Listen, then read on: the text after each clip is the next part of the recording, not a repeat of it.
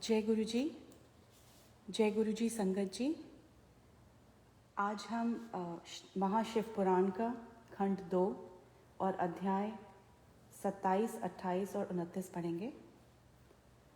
So let's get started. Om नमः शिवाय, शिवजी सदा सहाय। ओम नमः शिवाय, गुरुजी सदा सहाय। 27वां अध्याय। ब्रह्मा जी ने कहा, हे नारद, उस समय यज्ञशाला में जो अपशकुन हुए, अब मैं उनका वर्णन करता हूँ। आकाश से पिसी हुई हड्डियों की वर्षा होने लगी तथा ऐसी आश्चर्यजनक बातें दिखाई देने लगी जिनके कारण कर्म तथा धर्म का विचार शेष न रहा। तीनों प्रकार के दुख सब लोगों को दुखी करने लगे। डर के मारे उनके मुख से कोई शब्द नहीं निकलता था। सबके शरीर थर थर काँपने लगे। उस समय यज्ञ करने वाले दक्ष प्रजापति तथा यज्ञ कराने वाले भृगु ऋषि की आंखें उत्तर दिशा की ओर उठ गईं, तो उन्होंने देखा कि उधर से भारी धूल के उड़ने का कारण क्या है, परंतु कोई ठीक बात उनकी समझ में नहीं आई। सभा में उपस्थित सभी लोग आश्चर्य में भरकर एक दूसरे से अनेक प्रकार की बातें करने लगे। हे पुत्र, उस समय दक्ष की पत्नी वीरनी ने सब लोगों को संबोधित करते हुए कहा, हे सभासदों, तुमने मूर्ख बनकर सती का अनादर किया और उनको भस्म होने से नहीं रोका। दक्ष प्रजापति ने शिवजी का घोर अपमान किया है और सती की बहनों के सामने सती का भी तिरस्कार किया है। यह सब उपद्रव उसी के प्रतिफल हैं। शिवजी का शत्रु कभी भी आनंद नहीं पा सकता। वह कुछ समय के लिए अपने मन को प्रसन्न कर ले, परंतु अंत में उसे नरकगामी होना पड़ता है। अस्तु, तुम लोगों को अपने किए हुए पाप का फल अवश्य मिलेगा।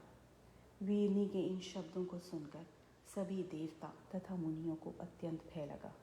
दक्ष भी भयभीत होकर विष्णु जी के पास पहुंचकर इस प्रकार कहने लगा, हे विष्णु, आप यज्ञ रूप, यज्ञ रक्षक तथा यज्ञ के कर्म स्वरूप हैं। आपका कार्य भक्तों की रक्षा करना है।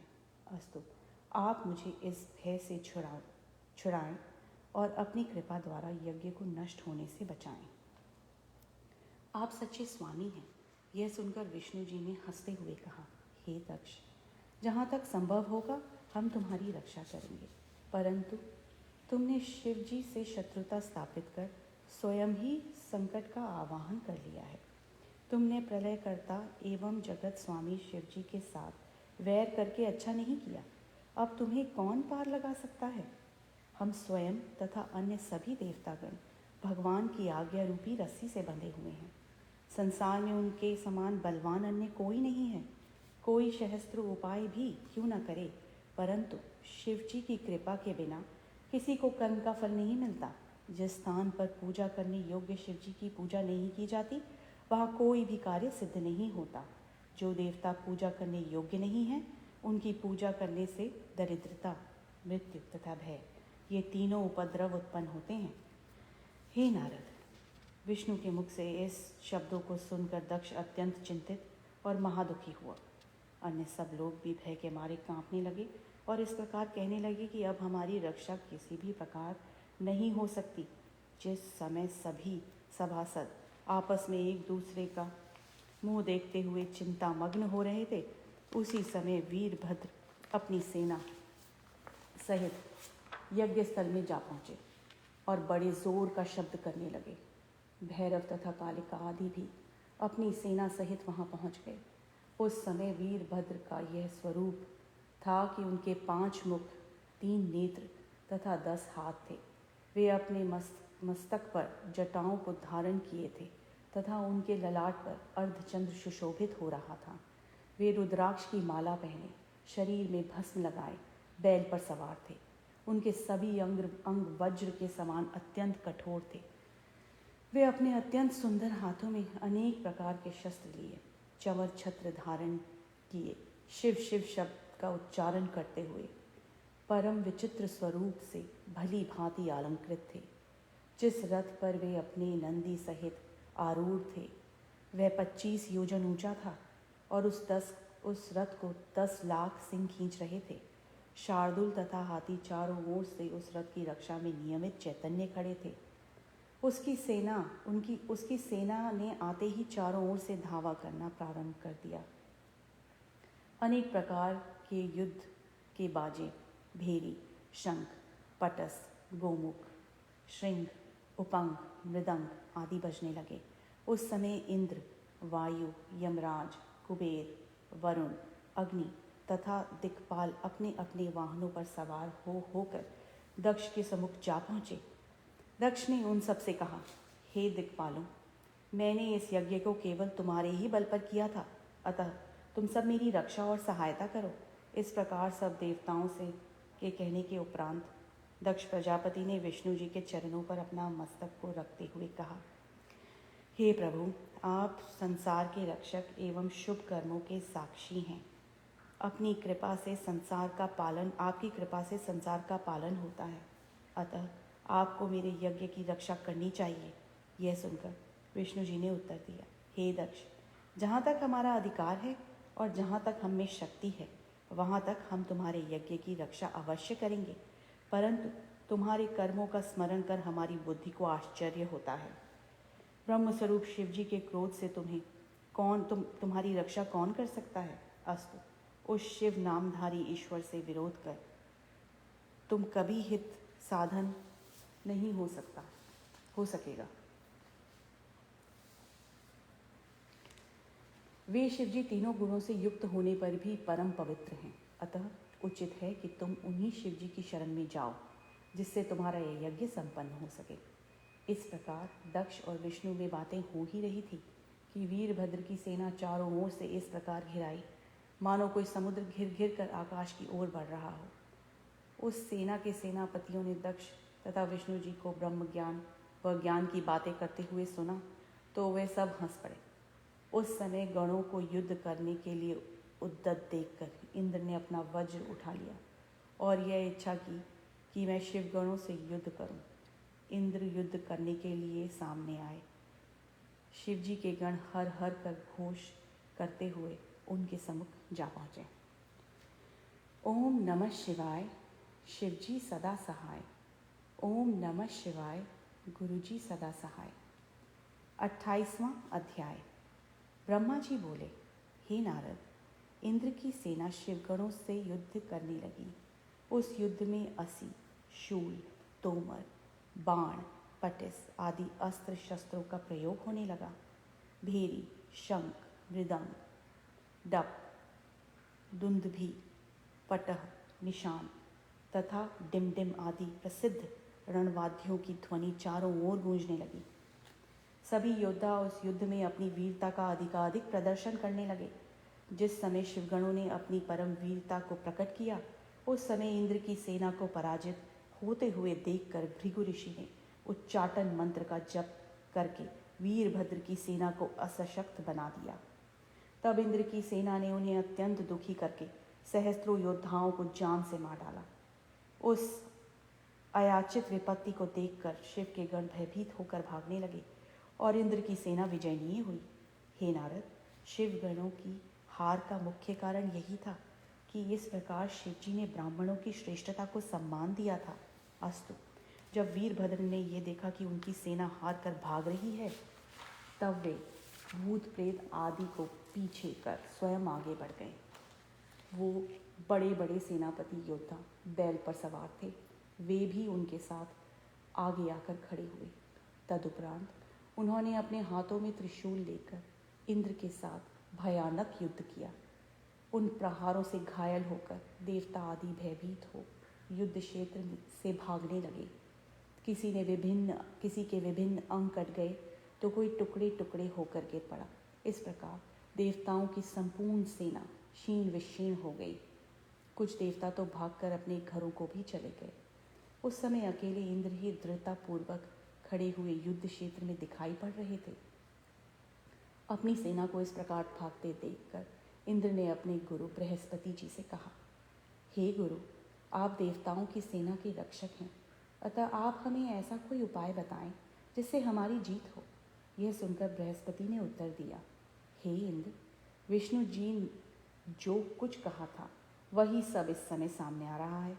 मंत्र, तंत्र, औषधि, वेद, धर्मशास्त्र, पुराण, विचार तथा प्रतीति आदि यह सब शिव जी की महिमा को जानने में असमर्थ हैं। तुम मूर्ख हो, जो बच्चों के समान बुद्धिहीन बनकर उन्हीं भगवान सदाशिव से बैर ठान रहे हो। यह सभी गण शिव जी की आज्ञा अनुसार आए हुए हैं और इस यज्ञ को नष्ट करके ही मानेंगे। इनके सामने किसी का कोई वश नहीं चलेगा। हे नारद, बृहस्पति जी के मुख से यह वचन सुनकर इंद्र के सहित सभी देवताओं को बड़ी चिंता हुई। उसी समय वीरभद्र ने उन सब को संबोधित करते कहा, हे देवताओं, तुम्हारी सभी बातें बच्चों के समान बुद्धिहीनता की सूचक एवं व्यर्थ की सी हैं। तुम लोग सार वस्तु को नहीं पहचान पाए। अस्तु, इस यज्ञ में जो जो देवता भाग लेने आए हैं, वे सब मेरे समीप आकर यज्ञ का भाग ले जाएं। यह कहकर वीरभद्र ने एक बार फिर इंद्र, अग्नि, कुबेर, वरुण, सूर्य, चंद्र आदि देवताओं को संबोधित करते हुए कहा, हे देवताओं, तुम सब मेरे समीप आकर अपना अपना भाग ले जाओ। मैं तुम्हें सुख पहुंचाकर ऐसा प्रसन्न करूंगा कि तुम्हें सदैव के लिए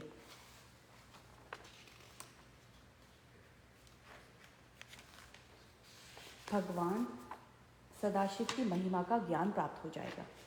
इतना कहकर वीरभद्र अत्यंत क्रुद्ध होकर बाण वर्षा करने लगा। उनके तीक्ष्ण बाणों के प्रहार से इंद्र के शरीर को घायल कर दिया। जब उन्होंने यह अनुभव किया कि वीरभद्र पर वे किसी प्रकार विजय नहीं प्राप्त कर सकते, तो सब देवताओं के साथ भाग खड़े हुए। हे नारद, यह दृश्य देखकर सब ऋषि मुनि अत्यंत भयभीत हुए। विष्णु जी की शरण में गए, उन्हें प्रणाम करके इस प्रकार कहने लगे, हे प्रभु, हम आपकी शरण में आए हैं। अस्तु, आप दयालु होकर हमारी रक्षा करें। उन ऋषि मुनियों की प्रार्थना को सुनकर विष्णु जी अपने अस्त्र शस्त्र लेकर युद्ध करने की इच्छा से वीरभद्र के सम्मुख जा खड़े हुए। जब वीरभद्र ने अपने सामने खड़े हुए विष्णु जी को देखा तो उन्हें पुकारते हुए इस प्रकार कहा, हे विष्णु, तुम यहाँ किस लिए आए हो? तुम दक्ष के रक्षक बनकर अपने तेज तथा प्रकाश को नष्ट कर देने पर क्यों तुले हुए हो? तुमने सबसे बड़ी गलती तो यह की कि इंद्र को साथ लेकर इस यज्ञ में अपना भाग ग्रहण करने के लिए चले आए। अब यदि तुम युद्ध करने के लिए आए हो तो यह भी स्मरण रखो कि शिव जी की जैसी आज्ञा है उसी प्रकार मैं तुम्हें भी अच्छी तरह तृप्त कर दूंगा। हे नारद, वीरभद्र के मुख से निकली हुई इन शब्दों को सुनकर विष्णु जी ने हंसते हुए उत्तर दिया, हे वीरभद्र, तुम शिव जी के गण हो और उन्हीं के द्वारा उत्पन्न होने के कारण पूजा किए जाने योग्य हो। मैं शिव जी को त्याग कर दक्ष की रक्षा के नियमित यहाँ जिस लिए आया हूँ, वह वृत्तांत तुमसे कहता हूँ। दक्ष मेरे परम भक्त हैं और उन्हें मेरी बड़ी सेवा की है। अब उन्होंने मुझे यहाँ आने का निमंत्रण दिया तो उनकी भक्ति से वशीभूत होकर मैं यहाँ चला आया, क्योंकि मैं सदैव अपने भक्तों के अधीन रहता हूँ। मैं तुम्हें अपनी शक्ति द्वारा इस स्थान से हटाने का प्रयत्न करता हूँ। इसलिए तुम्हें भी उचित है कि तुम जिस कार्य के लिए यहाँ आए हो उसे संपन्न करो। जब तक तुम मुझे पराजित नहीं कर देते तब तक यज्ञ के समीप नहीं पहुँच पाओगे। हे नारद, यह सुनकर वीरभद्र ने सहिष्णु बनकर हंसते हुए कहा, हे विष्णु, आप में और शिव जी में कोई भेद नहीं है। अस्तु, मैं तो आप दोनों का ही सेवक हूँ। जो मनुष्य आप में और शिव जी में भेद करते हैं, समझते हैं, उन्हें घोर दुख उठाना पड़ता है। फिर भी मैं आपको यह बता देना चाहता हूँ कि मुझे भगवान सदाशिव की आज्ञा का पालन करना है। अस्तु, यदि मैं आपको कोई कष्ट पहुँचाऊँ तो उसमें मेरा कोई दोष नहीं होगा। आप जानबूझकर भी अपने लोक को लौट कर नहीं गए और यहाँ मुझसे युद्ध करने के लिए प्रस्तुत हो गए। अतः आप स्वयं ही मुझे यह बताएं कि इस समय मुझे क्या करना उचित है। यह सुनकर विष्णु जी बोले, हे वीरभद्र, तुम निश्चित होकर हमारे साथ युद्ध करो। इस युद्ध में तुम अवश्य ही विजय होगे। जब हम तुम्हारी चोट से घायल होकर अपने लोक को लौट जाएं, उस समय तुम जो उचित समझो वह करना। यह सुनकर वीरभद्र ने अपने हथियार उठा लिए। उस समय युद्ध में बाजे बजने लगे तथा विष्णु जी भी अपना ही शंख फूंक कर संपूर्ण संसार में हाहाकार मचा दिया।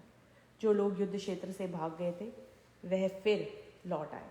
इंद्र आदि देवता विष्णु जी के साथ रहकर फिर से अपने पराक्रम का प्रदर्शन करने लगे। इस प्रकार घमासान संग्राम प्रारंभ हो गया। ओम नमः शिवाय, शिवजी सदा सहाय। ओम नमः शिवाय, गुरुजी सदा सहाय। 29वां अध्याय। ब्रह्मा जी बोले, हे नारद, इंद्र के साथ नंदी ने युद्ध करना प्रारंभ किया।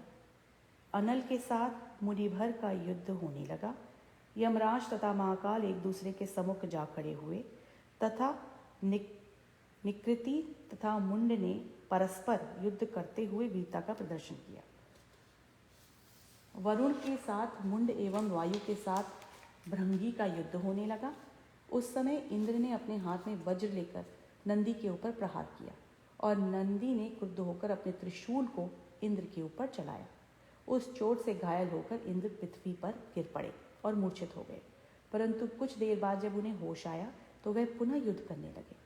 उधर अनल ने शक्ति की चोट द्वारा मुनिभ्रत को घायल कर दिया और मुनिभ्रत ने भी निर्भय होकर अपने त्रिशूल द्वारा उसका उत्तर दिया। काल दंत ने यमराज को अपने त्रिशूल की चोट से व्याकुल बना दिया। उधर तो ये बड़े बड़े सेनापति परस्पर युद्ध करने में प्रवृत्त थे। उधर भैरव अत्यंत क्रोधित होकर योगिनियों को साथ ले देवताओं की सेना में घुस गए और सबको घायल करते हुए उनका रुधिर पीने लगे।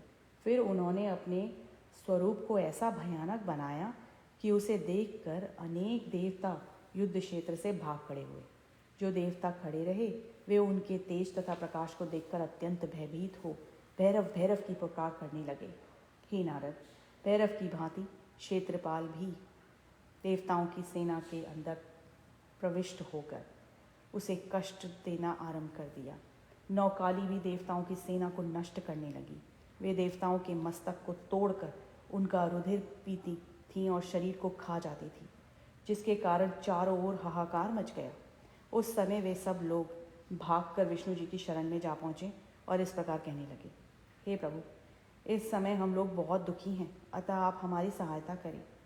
आप हम सबके स्वामी हैं, इसलिए हम आपसे यह प्रार्थना करते हैं कि भैरव, क्षेत्रपाल तथा काली ने हमारी जो दुर्गति की है उसका आप उचित उपाय करें।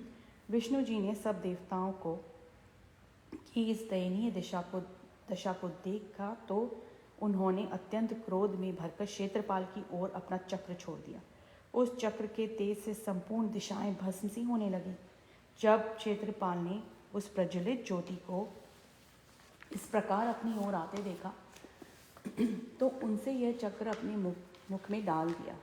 यह देखकर विष्णु जी ने क्षेत्रपाल के गाल पर अपनी गदा का प्रहार किया, जिसके कारण वह मुख के बल पृथ्वी पर गिर पड़ा।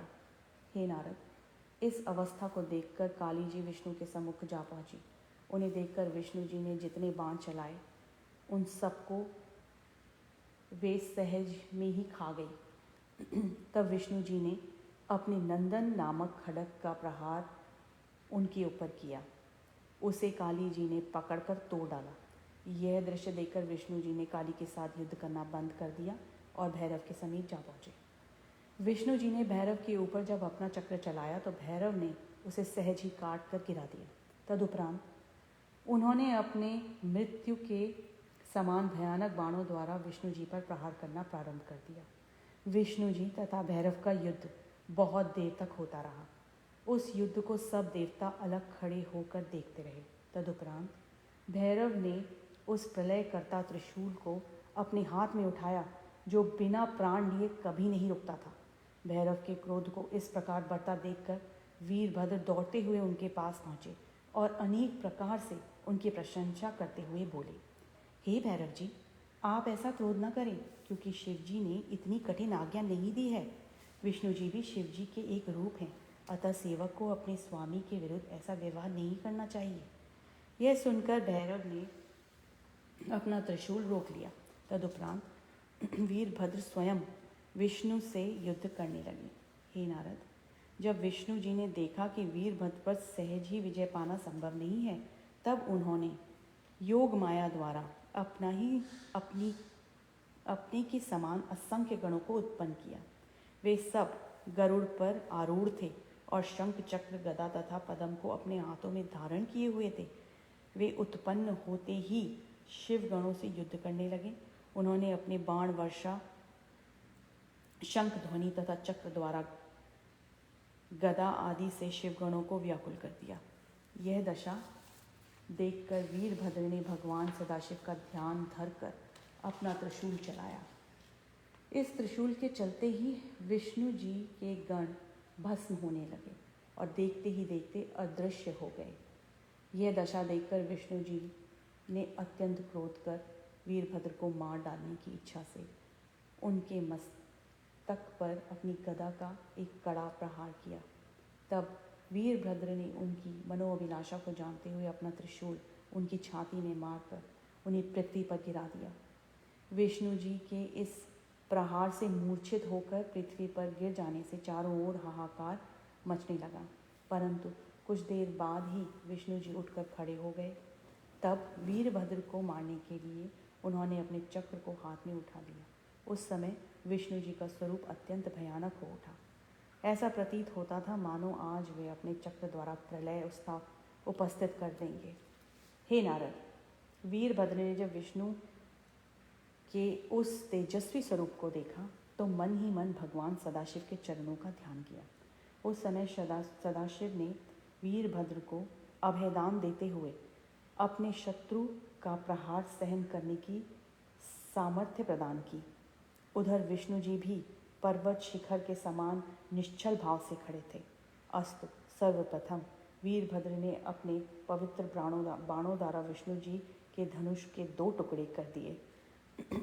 विष्णु जी भी प्रबोधन मंत्र का त्याग कर जड़ता से मुख्य हो अपनी सामर्थ्य को प्राप्त कर चुके थे। अस्तु, उस समय का दृश्य देखकर मैंने अर्थात ब्रह्मा ने विष्णु जी से कहा, हे प्रभु, होनहार किसी के मिटाए नहीं मिटती। यद्यपि आपने दक्ष के यज्ञ की रक्षा करने में कोई कसर नहीं उठा रखी, परंतु